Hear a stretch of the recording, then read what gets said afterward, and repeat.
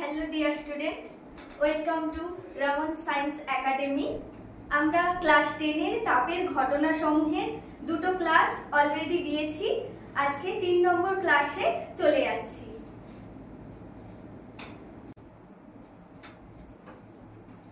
আজকে তোমাদের যে মেইন টপিকটা সেটা হচ্ছে তাপের পরিবহন জিনিসটা কি এবং তাপের পরিবহনে কি কি হয় না হয় সেসব নিয়ে আলোচনা করব। কিন্তু তার আগে যেটা আমরা বলবো সেটা হলো তাপ সঞ্চালন জিনিসটা কি। তো আমরা যদি দুটো বস্তু পাশাপাশি রাখি, ভিন্ন উষ্ণতার দুটো বস্তুকে যদি আমরা পাশাপাশি রাখি, তাহলে আমরা কি দেখতে পাবো? যে বস্তুটা বেশি উষ্ণ সেই বস্তু থেকে যে বস্তুটা কম উষ্ণ বা শীতল আমরা বলতে পারি, সেই বস্তুতে কিন্তু তাপটা ট্রান্সফার হয়ে যাচ্ছে। অর্থাৎ যদি আমরা দুটো বস্তু নেই, যে এই বস্তুটি উষ্ণ এবং এটা শীতল, দুটো যদি আমরা পাশাপাশি রাখি তাহলে আমরা দেখতে পাবো এই যে বেশি উষ্ণ বস্তু থেকে তাপ কিন্তু শীতল যে বস্তুটি আছে তার দিকে কিন্তু ট্রান্সফার হয়ে যাচ্ছে। কতক্ষণ হবে না, যতক্ষণ না পর্যন্ত দুটো বস্তুর উষ্ণতা সেম হচ্ছে ততক্ষণ পর্যন্ত। আবার আমরা এটাও বলতে পারি যে এটা একটা বস্তু, এখানে যদি আমরা তাপ দিই তাহলে কি দেখতে পাবো? এটা প্রথমে উষ্ণ হয়ে যাবে অনেকটা, সেই তুলনায় এদিকটা কিন্তু শীতল থাকবে। বস্তুর যে উষ্ণ দিকটি ছিল সেখান থেকে কিন্তু তাপটা ট্রান্সফার হয়ে কিন্তু যে দিকটা শীতল ওই দিকটা যেতে থাকবে। কতক্ষণ পর্যন্ত? যতক্ষণ না পর্যন্ত পুরো বস্তুটির উষ্ণতা সেম হয়। অর্থাৎ আমরা বলতে পারি দুটি ভিন্ন উষ্ণতার বস্তুকে পাশাপাশি রাখলে তাপ উষ্ণ বস্তু থেকে শীতল বস্তুতে প্রবাহিত হয়। তো আমরা যেটা বললাম যে দুটো ভিন্ন উষ্ণতার বস্তুকে যদি আমরা পাশাপাশি রাখি তাহলে কিন্তু তাপ উষ্ণ বস্তু থেকে শীতল বস্তুতে প্রবাহিত হয়, অর্থাৎ ট্রান্সফার হয়।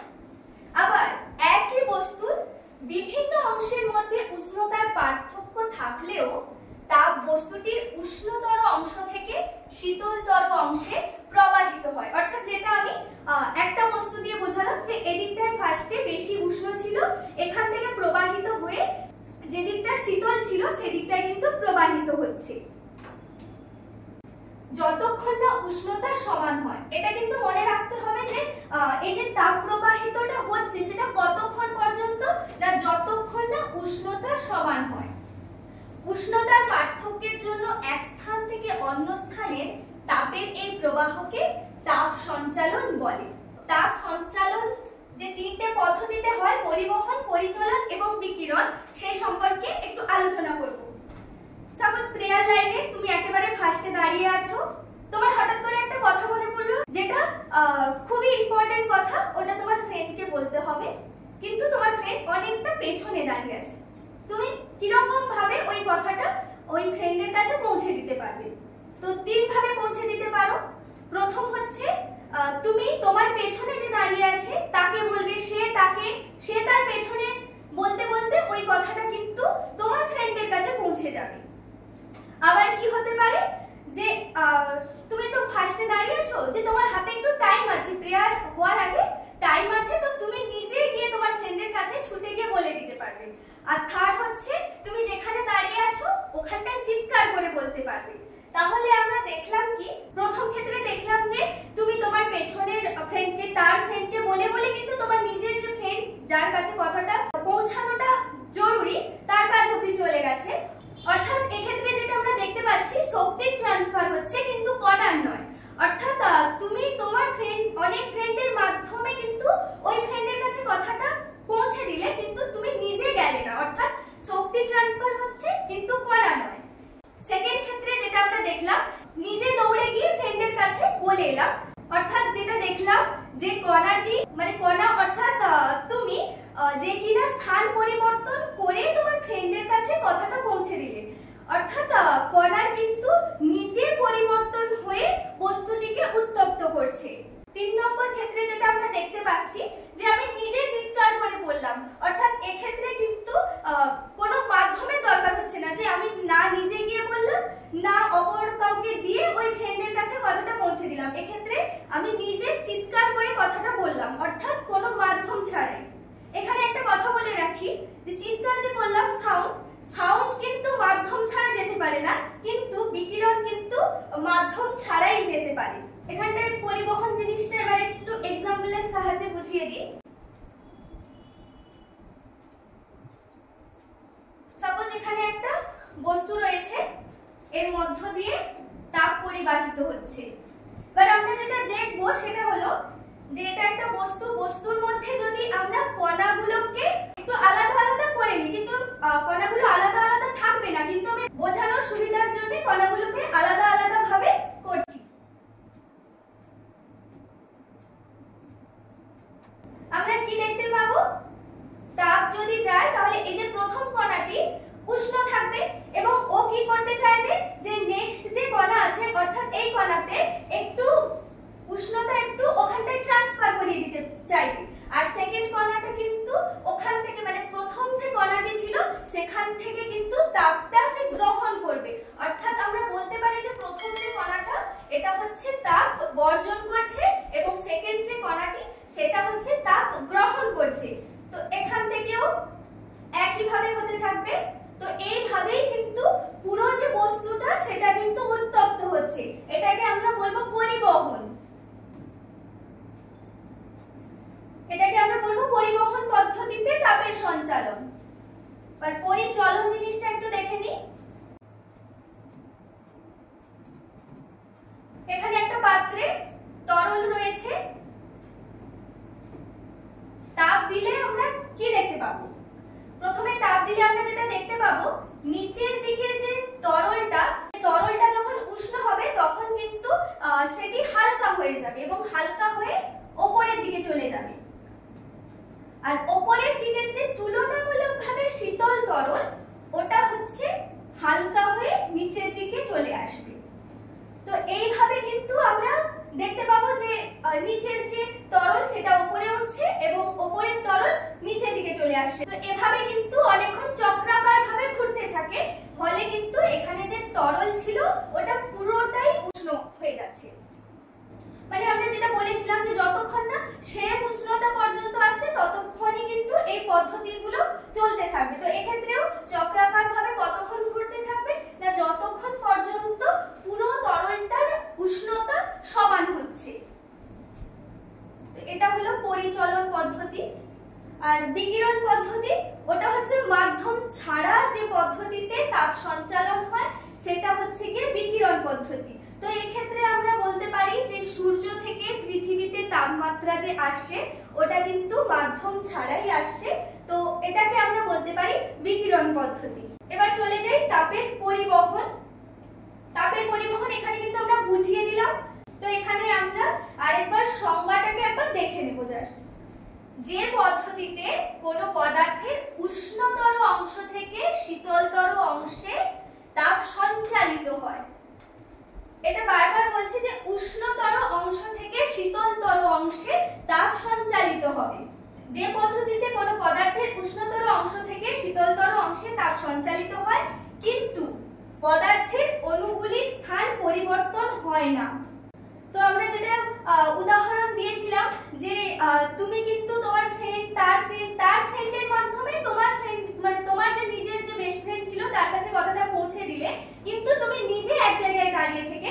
তো সেইটাই বলতে চাইছে যে অণুগুলি, অর্থাৎ কিন্তু এখানটায় অণুগুলি বলতে ওটা তুমি। তো তোমার কোনো স্থান পরিবর্তন হয়নি, তো এটাই বলতে চাইছে অণুগুলির স্থান পরিবর্তন হয় না, তাকে তাপের পরিবহন বলে। কঠিন পদার্থে তাপ সঞ্চালন পরিবহন পদ্ধতিতে হয়। তো বেশিরভাগ ক্ষেত্রে আমরা যেটা দেখতে পাই কঠিন পদার্থেই কিন্তু তাপের সঞ্চালন পরিবহন পদ্ধতিতে হয়, কিন্তু কিছু কিছু ক্ষেত্রে আমরা দেখতে পাই যে গ্যাস বা তরলের ক্ষেত্রেও কিন্তু পরিবহন পদ্ধতিতে সঞ্চালন হচ্ছে, কিন্তু সেটা খুব কম, সেটা ব্যতিক্রম হিসেবেই আমরা ধরতে পারি। এবার তাপের পরিবহন ক্ষমতা অনুসারে পদার্থগুলিকে কয় ভাগে ভাগ করা হয়? দু ভাগে, সুপরিবাহী এবং কুপরিবাহী। তো এটা নরমাল ঘটনা যেটা আমরা বলতে পারি যে সুপরিবাহী পদার্থ কাকে বলে? যে সমস্ত পদার্থের মধ্য দিয়ে তাপ সহজেই পরিবাহিত হতে পারে তাকে আমরা বলবো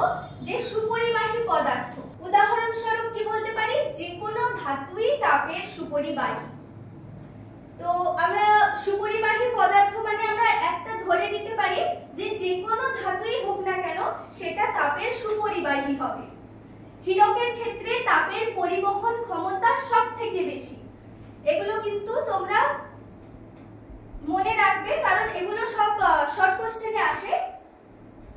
এবার হীরকের পরেই আসে রূপো, তামা, অ্যালুমিনিয়াম। মানে এটা কিন্তু তাপের পরিবহন ক্ষমতা অনুযায়ী যদি আমরা সাজাতে চাই তাহলে কিন্তু হীরকের সবথেকে বেশি, তারপরেই কিন্তু রূপো, তামা, অ্যালুমিনিয়াম। তাপের কুপরিবাহী পদার্থ কি? এবার একটা ব্যতিক্রম দেখে নিই, যে পারদ। পারদ কিন্তু তরল এবং অধাতু। আমরা যেটা প্রথমেই বলেছিলাম যে ধাতুই তাপের সুপরিবাহী, কিন্তু ব্যতিক্রম হিসেবে আমরা যেটা দেখতে পাই সেটা হলো পারদ। তো পারদ অধাতু এবং তরল, তা সত্ত্বেও কিন্তু তাপের সুপরিবাহী। তো এই পার্টটা খুবই ভালো করে মনে রাখবে, ভুলে যাবে না তোমরা, যে পারদ তরল এবং অধাতু হওয়া সত্ত্বেও তাপের সুপরিবাহী। এবার আসি তাপের কুপরিবাহী। যে সমস্ত পদার্থের মধ্য দিয়ে তাপ সহজে পরিবাহিত হতে পারে না তাকেই কিন্তু আমরা বলবো যে কুপরিবাহী পদার্থ।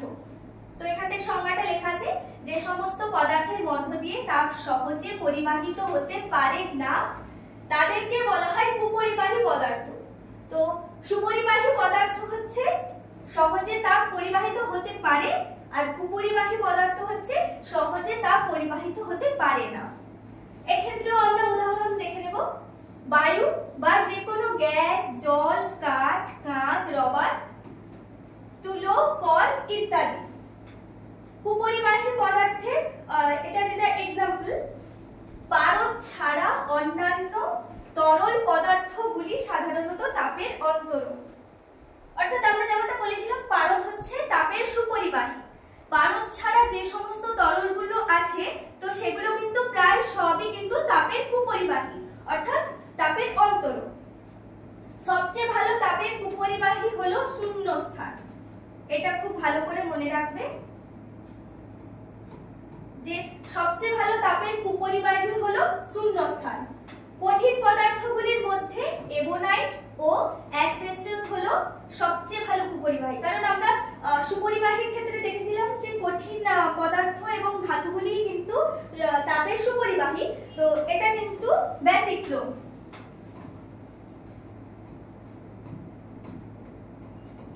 তোমরা ব্যতিক্রমগুলো একটু ভালো করে মনে রাখবে, কারণ ব্যতিক্রম থেকে কিন্তু বেশি কোশ্চেন আসে।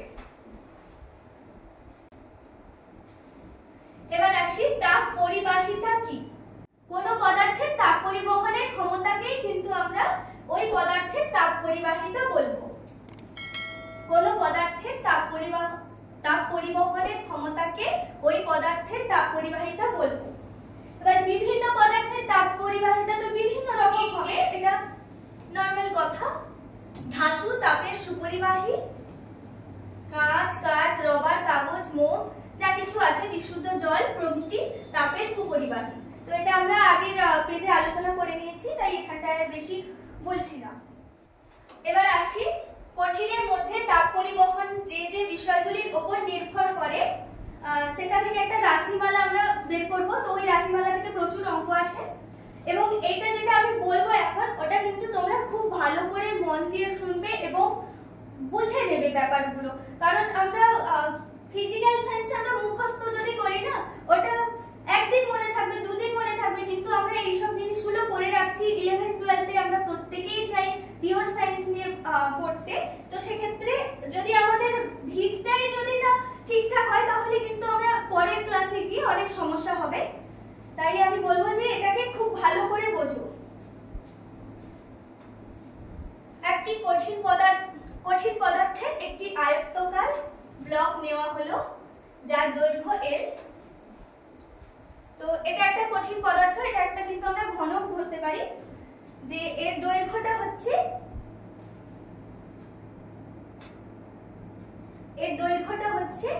L, এবং প্রস্থচ্ছেদের ক্ষেত্রফল হচ্ছে A। তো মানে এই যে ঘনকটি দেখতে পাচ্ছি এর প্রস্থচ্ছেদের ক্ষেত্রফল A, অর্থাৎ প্রস্থচ্ছেদের ক্ষেত্রফল মানে এটা প্রস্থচ্ছেদের ক্ষেত্রফল A।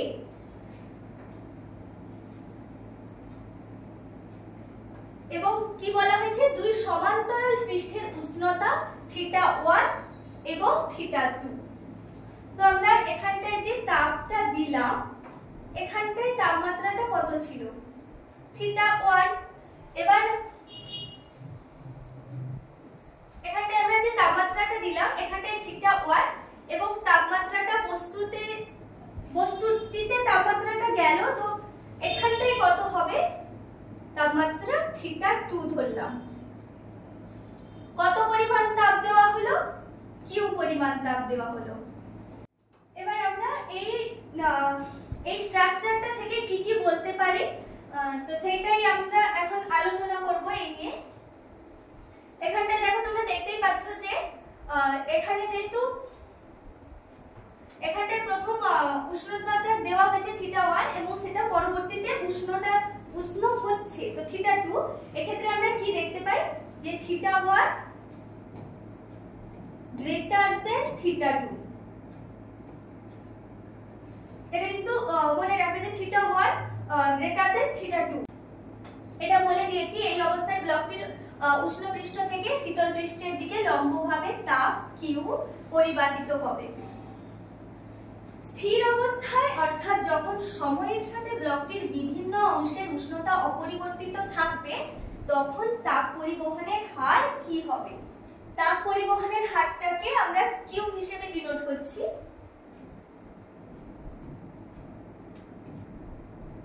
একে আমরা কি দেখব, কিউ সমানুপাতিক। কিউটা কার কার সাথে সমানুপাতিক হবে এবং কার কার সাথে ব্যস্তানুপাতিক হবে এবং কেন হবে সেই কথাটা তোমরা মন দিয়ে বুঝে নাও। কিউ অর্থাৎ তাপ পরিবহনের হার এই যে বস্তুটির প্রস্থচ্ছেদের ক্ষেত্রফলের সাথে সমানুপাতিক হবে। কেন হবে ব্যাপারটা বলে দিই। এটা একটা বস্তু ধরলাম, এবার প্রথমে আমরা যদি তাপটা এখানে দিই, তাহলে এখান থেকে এই অবধি মানে এই প্রান্ত থেকে এই প্রান্তে আসতে কিন্তু বেশি সময় লাগবে। তার কারণ হলো এখানটায় প্রস্থচ্ছেদের ক্ষেত্রফলটা বেশি, কিন্তু আমরা যদি এখানটায় তাপ দিই এই নিচে, এবার এখান থেকে যদি এইখানে তাপটা আসতে হয় তাহলে কিন্তু কম টাইম লাগবে। কারণ হচ্ছে এখানটায় কিন্তু প্রস্থচ্ছেদের ক্ষেত্রফলটা কম, তো যে কারণে আমরা বলবো যে কিউ সমানুপাতিক এ। সেকেন্ড আমরা কি বলতে পারি, তাপ পরিবহনের হার উষ্ণতার যে পরিবর্তন হচ্ছে θ1 - θ2 তার সাথে সমানুপাতিক। কিউ এর মানটা যে θ1 - θ2 এর সাথে সমানুপাতিক, তার কারণ হলো আমরা সবসময় দেখি উচ্চ উষ্ণতা থেকে নিম্ন উষ্ণতাতে কিন্তু তাপটা পরিবাহিত হয়, তো সেই জন্যই আমরা বলতে পারি যে কিউটা θ1 - θ2 এর সাথে সমানুপাতিক।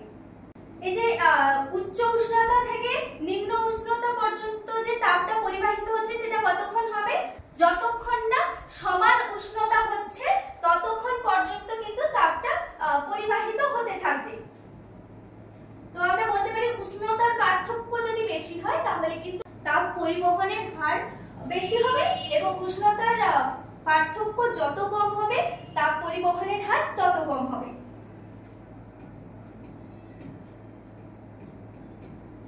তিন নম্বরে আমরা বলতে পারি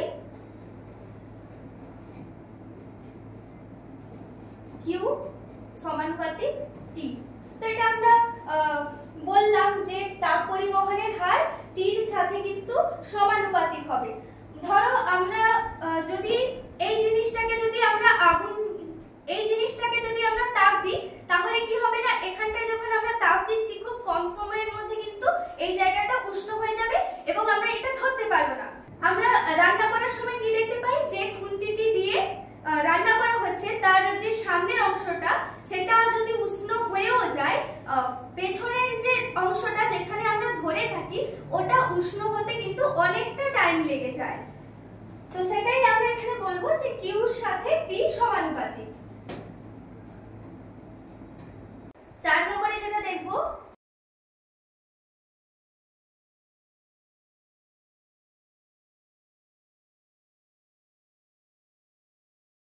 কিউ সমানুপাতিক 1/l, অর্থাৎ কিউ কিন্তু এল এর সাথে ব্যস্তানুপাতিক।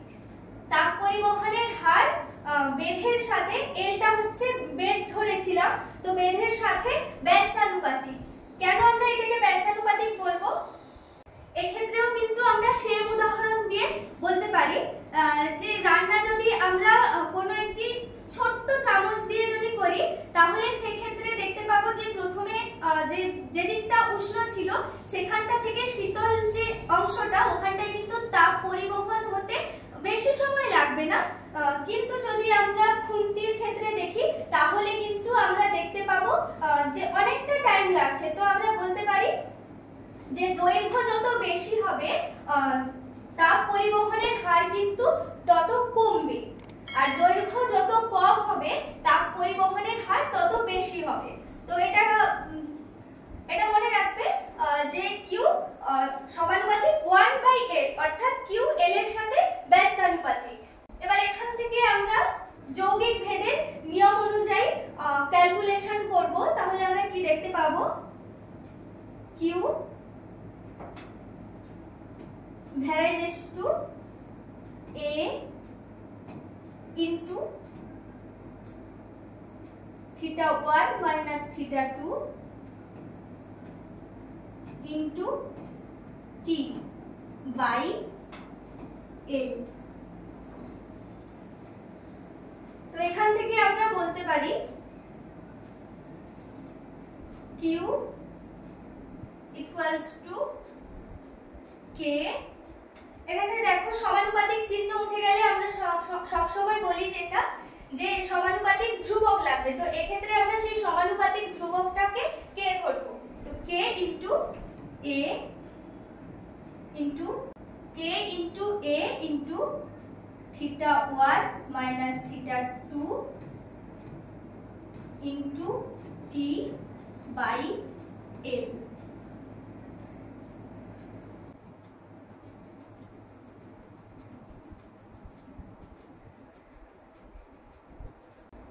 এই কেটাকে আমরা সমানুপাতিক ধ্রুবক বলছি, এবং এই কেটা হলো পদার্থের তাপ পরিবাহিতাঙ্ক। তো কেটা কি? k ইকুয়ালস টু পদার্থের তাপ পরিবাহিতাঙ্ক।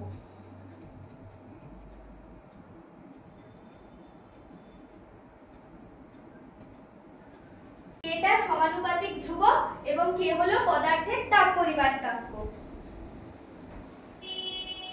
তো আমরা যেই সূত্রটা দেখেছিলাম এখানটা আরেকবার লিখছি, q equals to k into a θ1 minus θ2 into t by l।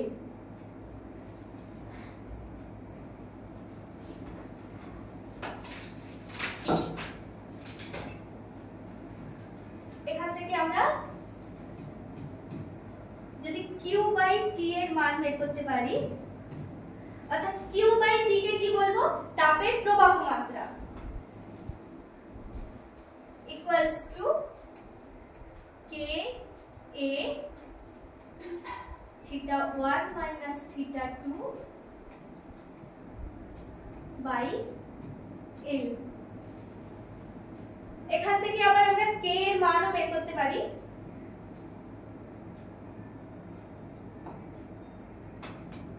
তো এটা আমরা তাপ পরিবাহিতার হার পেলাম।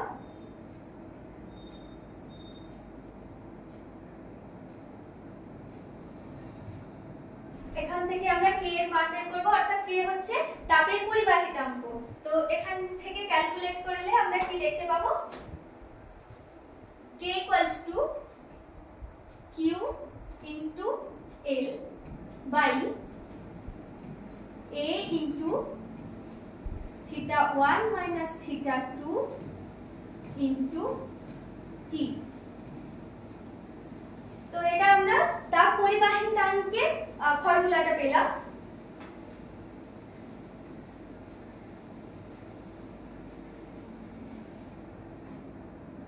এখানটায় আমরা আরো একটা জিনিস বলে রাখি যে θ1 মাইনাস θ2 এটাকে কিন্তু আমরা তাপমাত্রার নতি বলে থাকি। θ1 মাইনাস θ2 কে আমরা কিন্তু উষ্ণতার নতিমাত্রা বলে থাকি। তো নতিমাত্রাকে আমরা m দিয়ে ডিনোট করতে পারি। তো আমরা যেটা বলে রাখলাম যে θ1 মাইনাস θ2 অর্থাৎ উষ্ণতার যে পরিবর্তন সেটাকে কিন্তু আমরা উষ্ণতার নতিমাত্রা বলতে পারি।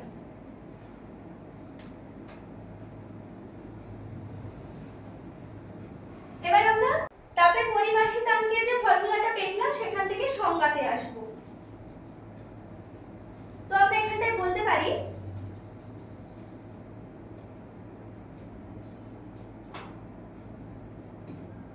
A equals to 1 যদি হয়, মানে ক্ষেত্রফলের প্রস্থচ্ছেদ যদি 1 হয়, দৈর্ঘ্য যদি 1 হয় এবং উষ্ণতা যদি 1 ডিগ্রি সেলসিয়াস হয় এবং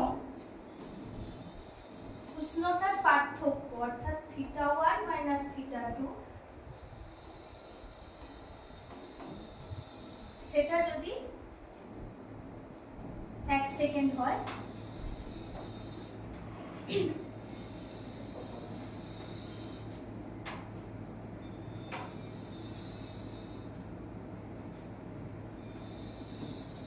টি অর্থাৎ টাইম সময় যদি 1 সেকেন্ড হয় এবং উষ্ণতার যে পার্থক্য θ1 মাইনাস θ2 ইকুয়ালস টু 1 ডিগ্রি হয়, অর্থাৎ আমরা বলতে পারি যে একক প্রস্থচ্ছেদ যুক্ত এবং একক বেগ যুক্ত কোন পদার্থকে যদি 1 সেকেন্ডে 1 ডিগ্রি যদি উষ্ণতার পরিবর্তন 1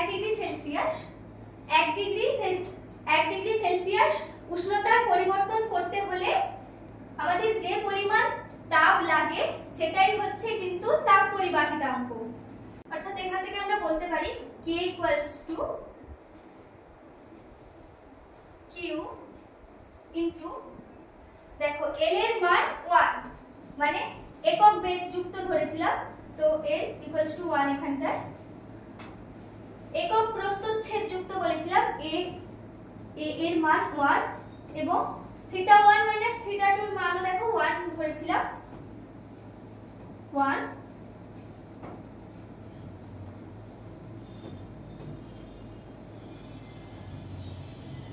এবং সময়ও কিন্তু 1ই ধরেছিলাম। তো আমরা যেটা দেখলাম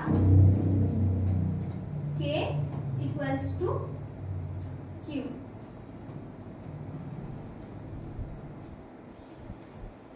ফর্মুলা থেকে সংজ্ঞাটা বলে দিলাম। এবার আমরা মেন যে সংজ্ঞা ওটা আমাদের নোট করা আছে, তো এটা আরেকবার বলে দিচ্ছি। একক বেগ এবং একক প্রস্থচ্ছেদ যুক্ত পদার্থ খণ্ডের বিপরীত পৃষ্ঠের তাপমাত্রা প্রভেদ একক হলে তার ভিতর দিয়ে উষ্ণ পৃষ্ঠ থেকে শীতল পৃষ্ঠে লম্বভাবে 1 সেকেন্ডে যে পরিমাণ তাপ পরিবাহিত হয় তাকে ওই পদার্থের তাপ পরিবাহিতাঙ্ক বলে। তো এই ব্যাপারটাই কিন্তু আমরা আগের স্লাইডে বুঝিয়েছি। এবার আসবো আমরা তাপ পরিবাহিতাঙ্কের একক। তাপ পরিবাহিতাঙ্কটাকে আমরা কিন্তু K দিয়ে ডিনোট করি।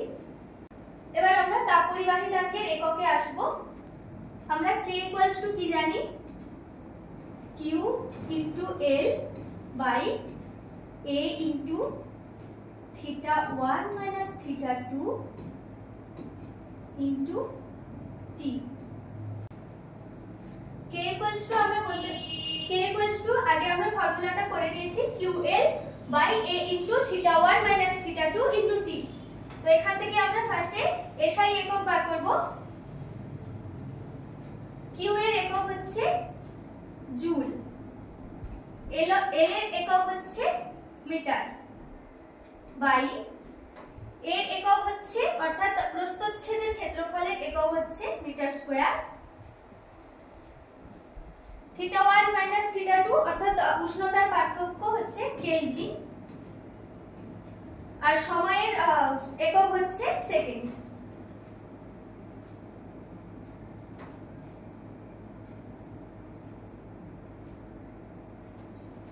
এখান থেকে আমরা বলতে পারি যে যে মানে জুল ইনটু মিটার ইনভার্স, কারণ দেখো মিটার আর মিটার বাই মিটার স্কয়ার অর্থাৎ একটা মিটার নিচে কেটে যাবে, শুধুমাত্র নিচে মিটার থাকবে, তো ওটা আমরা উপরে যখন নিয়ে যাই ইনভার্স করে নিয়ে যাই। Metre inverse into kelvin inverse into second inverse. আবার আমরা বলতে পারি যে জুল পার সেকেন্ড হচ্ছে ওয়াট, তো জুল পার সেকেন্ডটাকে এখানে ওয়াট ধরে নিচ্ছি। বাকি যেটা ছিল metre inverse into kelvin inverse, ওটা কিন্তু সেম থাকবে, metre inverse into kelvin inverse. এটা হচ্ছে এসআই একক, এটা তাপ পরিবাহিতাঙ্কের এসআই একক। এবার সিজিএস একক।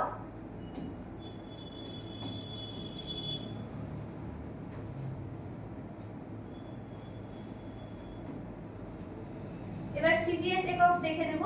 K equals to QL by A into θ1 minus θ2 into T।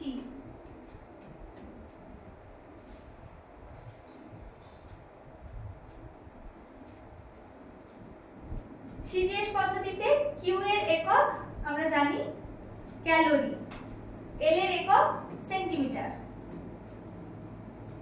By এর একক হচ্ছে সেন্টিমিটার স্কয়ার,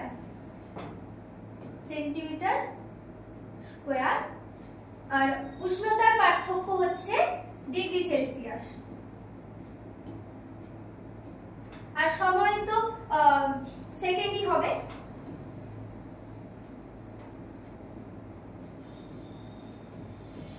ইকুয়ালস টু আমরা বলতে পারি ক্যালোরি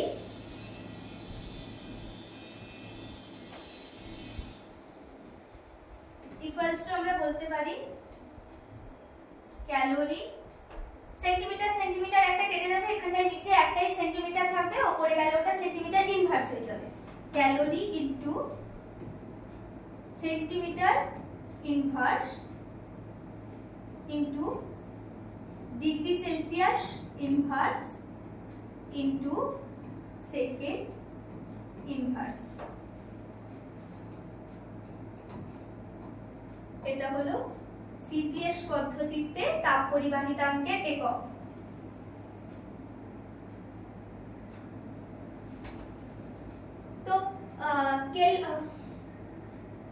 তো এসআই পদ্ধতিতে তাপ পরিবাহিতাঙ্কের একক আমরা যেটা দেখলাম, আমরা কিন্তু এটাও বলতে পারি আবার এটাও বলতে পারি, কিন্তু আমরা কিন্তু এটাই বেশিরভাগ ক্ষেত্রে ইউজ করব।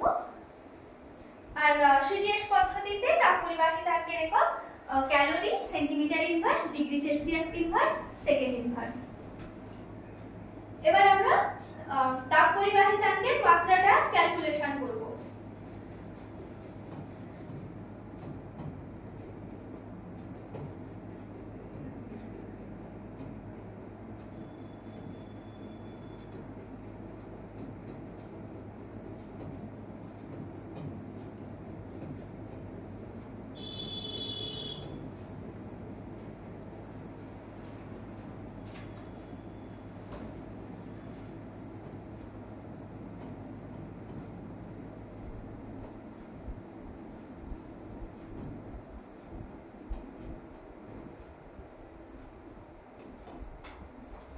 আমরা কিন্তু মাত্রা লেখার সময় কিন্তু আমরা প্রত্যেকটাকে থার্ড ব্র্যাকেটের মধ্যে রাখবো। যদি আমরা ভুলে যাই থার্ড ব্র্যাকেটের মধ্যে রাখতে, তাহলে কিন্তু ভুল, পরীক্ষকরা কিন্তু ওটাই কোনো মার্কস দেবে না। এটা কিন্তু তোমরা মনে রাখবে, মাত্রা লেখার সময় আমরা কিন্তু থার্ড ব্র্যাকেটটা ইউজ করব। তো এখানে দেখে নিই মাত্রাটা কিভাবে হবে। কিউ এর মাত্রা হচ্ছে m into L square T -2।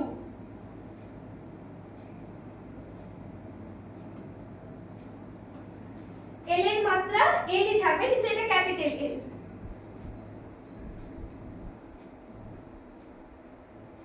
By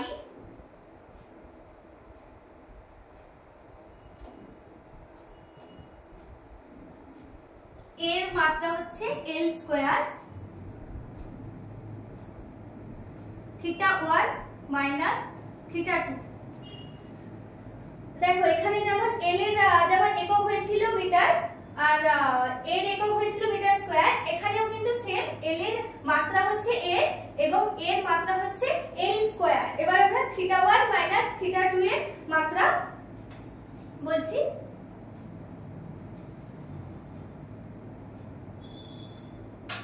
এবার আমরা θ1 মাইনাস θ2 এর মাত্রা কি হবে? এটা তো উষ্ণতার পার্থক্য, তো এটা আমরা থিটাই বলব। θ1 মাইনাস θ2 এর মাত্রা থিটা ইনটু টি, মানে সময়ের মাত্রা, সময়ের মাত্রাও কিন্তু ক্যাপিটাল টি।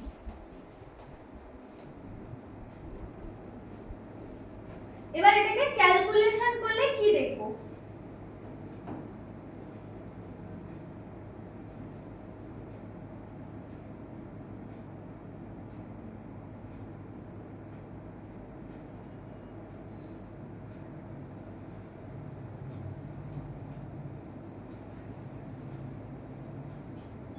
দেখো এটা আমরা ক্যালকুলেশন করলে দেখতে পাবো যে এখানটা এল স্কয়ার আছে, এটা এল স্কয়ার আছে, কেটে যাবে।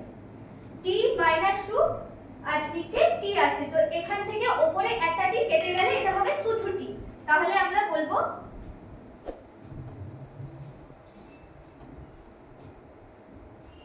m ইনটু, দেখো এল স্কয়ার কিন্তু কেটে গেছে, আর t মাইনাস 2 আর নিচে t, এখানটা কিন্তু একটা উপরে t কাটলে t ইনভার্স থাকবে একটা, m t ইনভার্স ইনটু, এখানে দেখো একটা l উপরে রয়েছে l আর নিচে থিটা, তো m t inverse l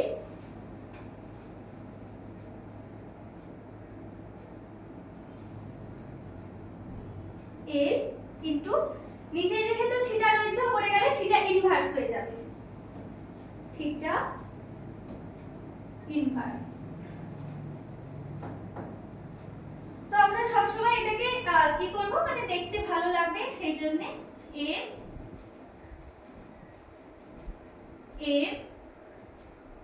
into l into t inverse into theta inverse. আমরা কিন্তু এভাবে লিখে থাকি, m এর পরে এলটাকেই রাখার চেষ্টা করি। তো এটা হচ্ছে তাপ পরিবাহিতাঙ্কের মাত্রা।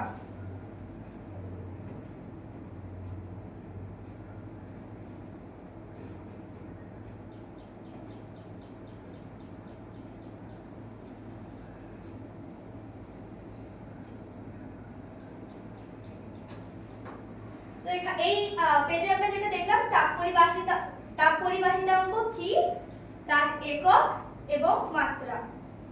এই একক এবং মাত্রাটাকে যদি আমরা মুখস্থ করি তাহলে কি হবে, যে কোন একটা টাইমে কি আমরা ভুলে যাব বা কত আমরা একক মাত্রা মুখস্থ করব, কিন্তু আমরা যদি ফর্মুলা থেকে যদি ক্যালকুলেশন করে বের করি তাহলে কিন্তু দেখবে ভুলে গেলেও তুমি একটা ওয়ে থাকবে যেখান থেকে তুমি একক বা মাত্রাটাকে ক্যালকুলেট করে নিতে পারবে। তো সেই জন্য আমরা সবসময় এটা খেয়াল রাখবো যে ক্যালকুলেশন থেকে মাত্রা এবং এককটা কি করে বের করলাম সেটা কিন্তু মাথায় রাখতে হবে।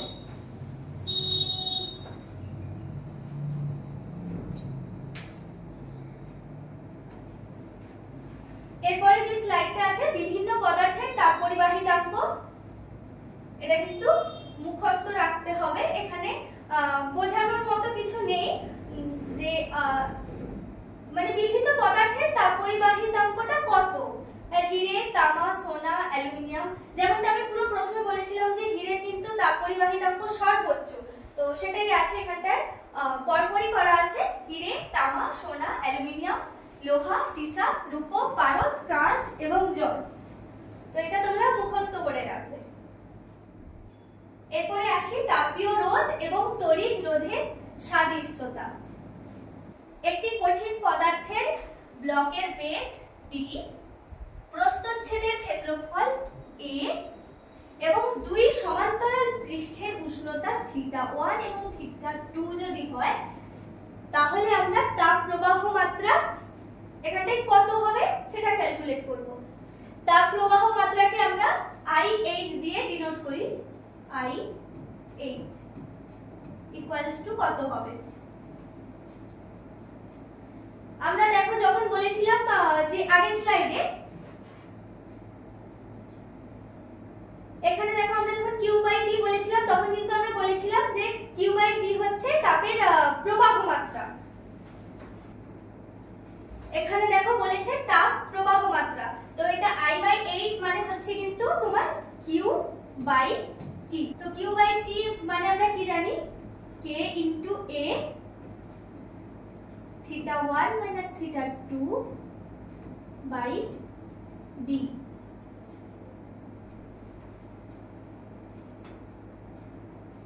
এবার আমরা এটাকে ক্যালকুলেশন করে বলতে পারি θ1 - θ2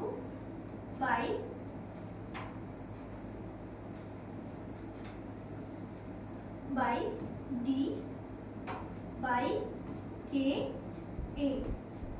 মানে হলো আমরা এই KA টাকে জাস্ট নিচে সরিয়ে আনলাম, আর কিছু না। তাহলে আমরা যেটা দেখতে পাচ্ছি সেটা হলো IH equals to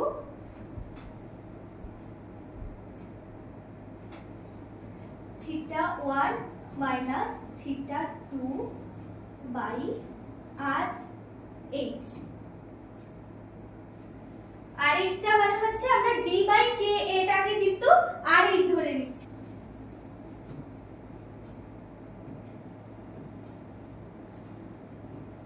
যেখানে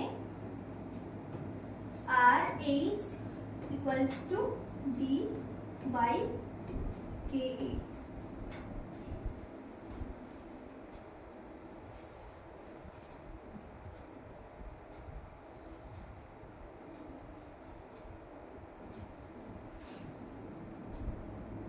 এবার আসি দুই প্রান্তের মধ্যে তড়িৎ বিভব প্রভেদ কত হবে।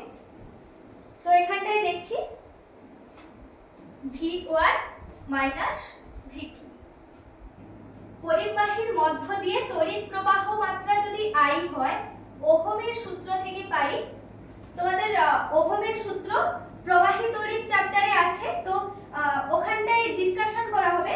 তাও আমি যেটা বলে রাখবো যে ওহমের সূত্র আসলে কি। আমরা যেমন আগে বলেছিলাম যে উষ্ণতার পার্থক্যের জন্য তাপ পরিবাহিত হচ্ছে, তো আমরা এখানে বলতে পারি যে বিভবের পার্থক্যের জন্য তড়িৎ প্রবাহিত হচ্ছে। অর্থাৎ আমরা এখানটায় যেটা উষ্ণতা ধরেছিলাম সেটাকে আমরা বিভব ধরতে পারি, আর যেটা আমরা দেখছিলাম যে তাপ প্রবাহিত হচ্ছে এখানটায় আমরা বলতে পারি যে তড়িৎ প্রবাহিত হচ্ছে। তো এটা আমি বোঝানোর সুবিধার্থে কিন্তু তুলনাটা করলাম যে উষ্ণতার ক্ষেত্রে তাপ মানে উষ্ণতার পার্থক্যের জন্য তাপ প্রবাহিত হচ্ছিল, আর বিভবের পার্থক্যের জন্য তড়িৎ প্রবাহিত হচ্ছে। তো সেখান থেকে ওহমের সূত্র অনুযায়ী আমরা বলতে পারি I equals to V1 minus V2, যেমনটা আমি আগে বললাম বিভবের পার্থক্য অর্থাৎ V1 minus V2 by R। এটা হচ্ছে ওহমের সূত্র।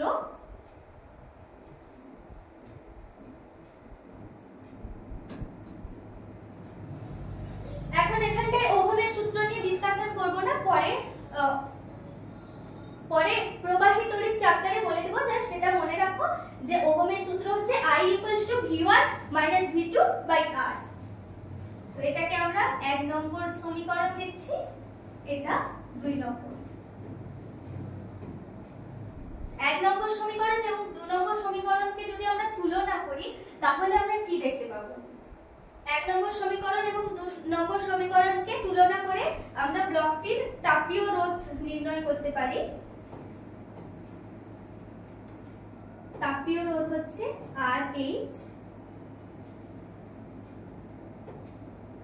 RH equals to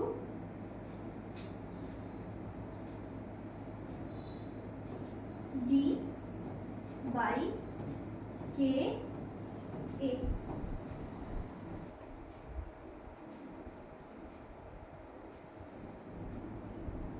এবার আমরা তাপীয় রোধের এককটা কি জেনে নেব। তাপীয় রোধের একক এসআই পদ্ধতিতে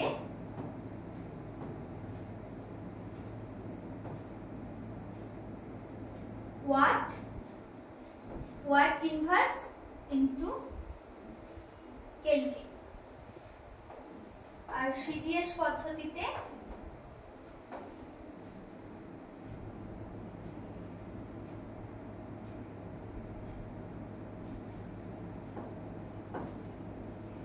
calorie inverse degree C into second. তাহলে আমরা কি দেখলাম যে তাপীয় রোধের একক এসআই পদ্ধতিতে watt inverse into kelvin, CGS পদ্ধতিতে calorie inverse degree Celsius into second.